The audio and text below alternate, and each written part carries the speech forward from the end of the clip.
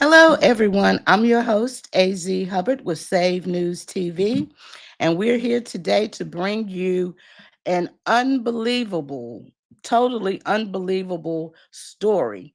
And that is that Representative Wiley Nickel of North Carolina got on the Senate floor and he actually proposed a treasonous proposal that was given on this congressional floor.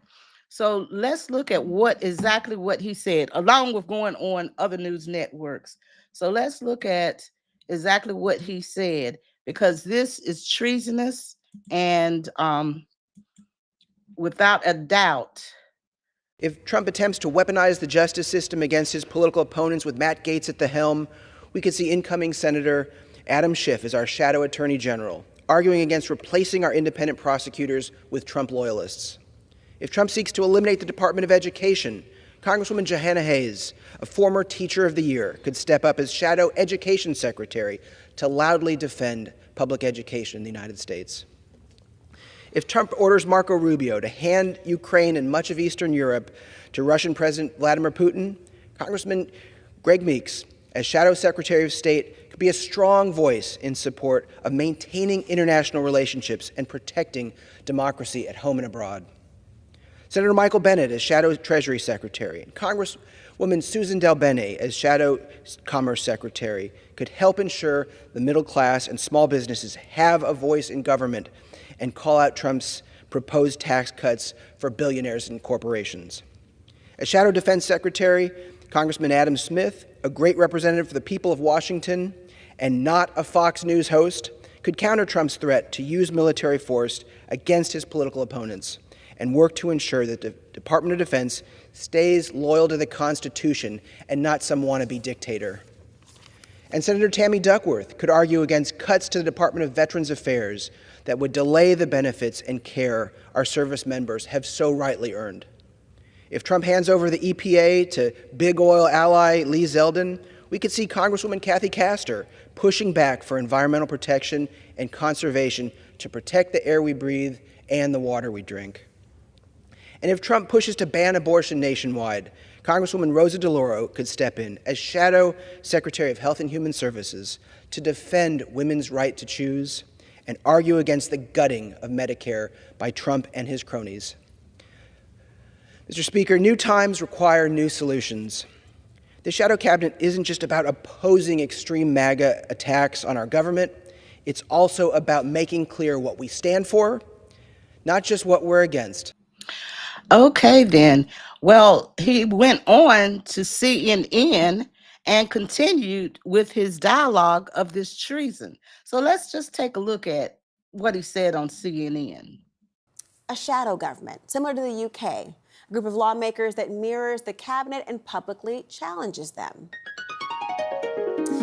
Say Senator-elect Adam Schiff as Shadow Attorney General, Congressman Gregory Meeks, Secretary of State, or Colorado Senator Michael Bennet as Treasury Secretary.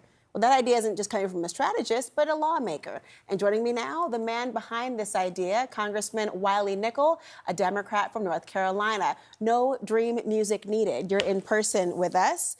Congressman, why do you think this is the way to possibly challenge this administration? First of all, this is something we can do. This is something that definitely can happen. And they've been doing it for over 100 years in the UK. Mm-hmm. So this is an idea that his time has come. And if we do the exact same thing against Trump, we're going to get the same results. We have to step up our game. We have to go toe-to-toe with Trump. And it's not just about saying, you know, what we're against. It's about saying what we're for and putting our best messengers out there to go toe-to-toe. You know, they put Elise Stefanik at the UN. We should have someone going one-on-one with her, talking about, you know, what we would do better and why the choices they make are wrong. So what would this look like? It would be somebody who acts as if it was, State of the Union, a response they would give every time there is a major speech or press conference, or they'd have their own issue or white papers. What would this look like in practice? First and foremost, it's about accountability. It's about keeping, you know, public pressure on every member of the cabinet. When they step out of line, you got someone, you know, who is there ready to call them out. That's something we don't have. You know, you've got an issue with the EPA. you've got the spokesman taking a counterpoint right away on your show. That's the point of it. Something where leadership, Hakeem Jeffries, Schumer, they could appoint folks, and we've got a ready match to go toe to toe. And it's worked well in the UK. There are some who would look at this and criticize it and suggest that you'd be delegitimizing this administration, not simply giving an alternative accountability vehicle. What do you say to those who'd question this as a ploy to try to undermine a decisive victory? I think it's about making sure that they're accountable. That's the whole point of it. And, like anything, you start it from scratch. You get to do it our own way, our own American way. They've certainly they've done it for a while again in the UK. But, what I want to do is I want an answer. I want a message on our issues. I want to talk about the stuff that we want to do. So in the next election, we say, okay, Trump is deporting, families. This is the policy we would put in place. And that's what you get with the shadow cabinet. I think it's a lot of fun. You start looking, you fill the spots. You look at our amazing messengers who could take that task. I wonder how that would be different from the leadership that would certainly have their voice on these issues as well. I'm curious to see if there's some support behind it. But there is a colleague of yours, Congresswoman Alexandria Ocasio-Cortez, who asked her followers about accountability in this vein. She asked them why they split their ticket between Trump and Democrats, and if they actually did that. And some of the most common answers I want to share with you, and I'm summarizing here: working class, anti-establishment, and change. Why do you think the voters see Trump that particular way? And what do the Democrats need to do to counteract that? I mean, we got to do a lot better. And I think elections are just very simple. It's change versus more of the same. And unfortunately, to this small slice, felt like Trump was their best bet for change. But those same voters in places like North Carolina and Arizona and Michigan and Wisconsin and Nevada, they voted for Democrats for the Senate, for the governor in North Carolina, the same states that voted for Trump. So I really see it as a mixed bag with all this stuff. But we got to do a better job talking about economic issues, talking about issues that matter at the kitchen table. Those are the things that I think that the Democrats who won in those same states did a really good job with. That would be part of the message of the shadow cabinet, too, to promote those ideas? Absolutely, 100%. All right, well, we'll see how it works out. Congressman Wiley Nickel, thank you so much for joining us. Thanks so much. He also went on Fox News Seattle to continue, and he's done a couple of media tours. So let's listen to this, and we'll discuss after this.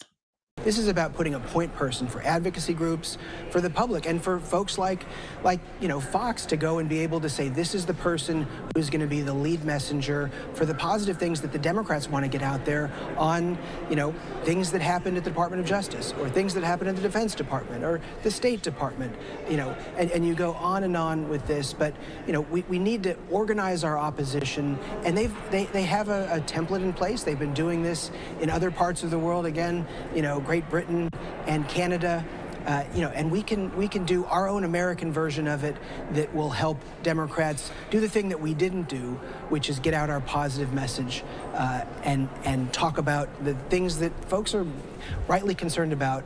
And this is one of the things. We got to do 100 things right, but this is one thing that we can do, and it'll help. Okay, so one thing that's very important for us to recognize and to realize is that this is the United States of America, and that proposing to have a shadow government and any other government that is against our government, those that were rightfully elected, regardless of party, is treason. So let's go. I'm going to read a few of the comments, and I don't know whether this man thought this through or whatever. Unfortunately, some people are very upset because of the election results. However, this is the United States of America. And when he went on the congressional floor, the CIA, the FBI, and all the three-letter alphabets bureaus should have been on him like white on rice, because that is treason. I don't know whether he thought this through, whoever advised him, but it is treason, it's sedition, and it is also bordering on insurrection. So I am going to read some of the comments on Twitter that came up warning him. It's like, um, one person said, "I'm extremely glad you did this publicly. Now there will be no question on your charges and your sentencing."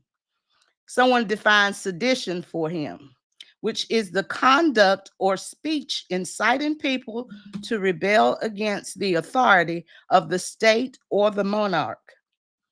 Someone else said, "Careful there. What you're suggesting can easily be considered as treason, which is defined by the offense of attempting by overt actions to overthrow the government of the state to which the offender owes allegiance." Now, we are from North Carolina. Fortunately, he is not my representative, or else we would be calling for him to be recalled, because this is crazy. Okay. And talk about a threat to democracy. This is a threat to democracy to even suggest a shadow government for the United States government. If you had a problem electing your candidates or whatever, that is on you. You all need to go regroup. But what you don't do is get on the congressional floor where it is being recorded and put into record that you want to propose a shadow government to the United States of America federal government. And if this young man or older man is not dealt with by the three-letter agencies now, not in the future, don't wait for the chain of command with President-elect Trump to get in office. I'm talking about under the Biden-Harris administration, DOJ, FBI, CIA. If they do not check and investigate him, then we have a problem in the United States of America. Make sure you all leave your comments below. Tell me what you all think about this. This is total insanity. I cannot believe that they sat there and allowed this to happen. But again, like some commenter said, I'm glad you said it publicly. So now we know what you're doing. And for you to want to thwart the government of the United States of America, go against the will of the people. Donald Trump received the popular vote also.